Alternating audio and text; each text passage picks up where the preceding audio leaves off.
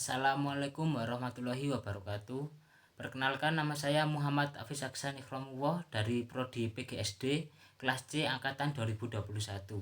Di sini saya akan mereview materi untuk memenuhi tugas pertemuan ke-15 mata kuliah Pendidikan Kewarganegaraan yang diampu oleh Bapak Ludovicus Bomanswadu MPD.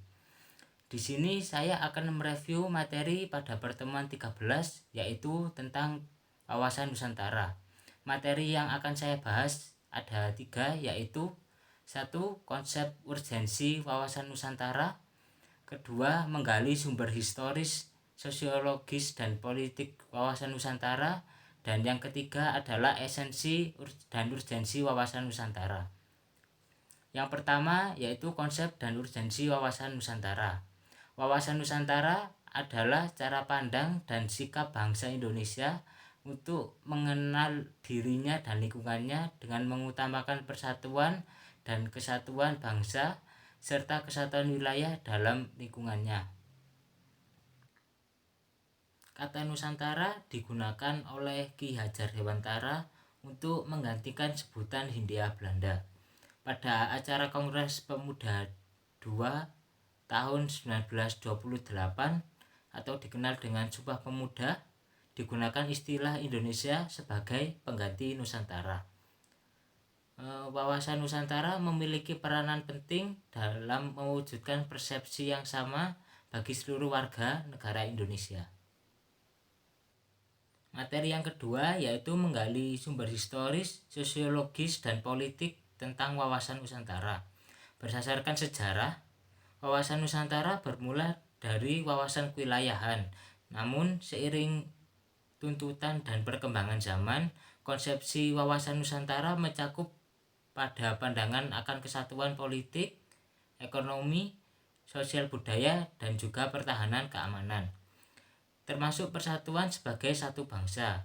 Berdasarkan pada kondisi sosial budaya masyarakat Indonesia, wawasan Nusantara yang pada awalnya berpandangan akan kesatuan atau keutuhan wilayah diperluas lagi sebagai pandangan akan persatuan bangsa. Wawasan Nusantara yang bermula dari deklarasi Juanda pada tahun 1957 selanjutnya dijadikan konsepsi politik kenegaraan. Rumusan wawasan Nusantara dimasukkan dalam naskah garis besar haluan negara atau GBHN. Wawasan Nusantara pada dasarnya adalah pandangan geopolitik bangsa Indonesia. Geopolitik secara tradisional didefinisikan sebagai studi tentang pengaruh faktor geografis pada tindakan politik. Geopolitik dimaknai sebagai ilmu penyelenggaraan negara yang setiap kebijakannya dikaitkan dengan masalah-masalah geografi wilayah atau tempat tinggal suatu bangsa. Geopolitik sendiri adalah ilmu yang mempelajari tentang hubungan antara faktor-faktor geografi, strategi, dan juga politik suatu negara. Adapun implementasinya diperlukan suatu strategi yang bersifat nasional. Pandangannya tentang wilayah, letak, dan juga geografi suatu negara akan mempengaruhi kebijakan atau politik negara yang bersangkutan. Materi yang ketiga yaitu esensi dan urgensi wawasan Nusantara. Sebagaimana telah dikemukakan di muka, esensi atau hakikat dari wawasan Nusantara adalah kesatuan dan persatuan bangsa Indonesia. Wawasan Nusantara yang pada awalnya sebagai konsepsi kewilayahan berkembang menjadi konsepsi kebangsaan. Artinya, wawasan Nusantara tidak hanya berpandangan keutuhan wilayah saja, tetapi juga persatuan bangsa. Bangsa Indonesia dikenal sebagai bangsa yang heterogen.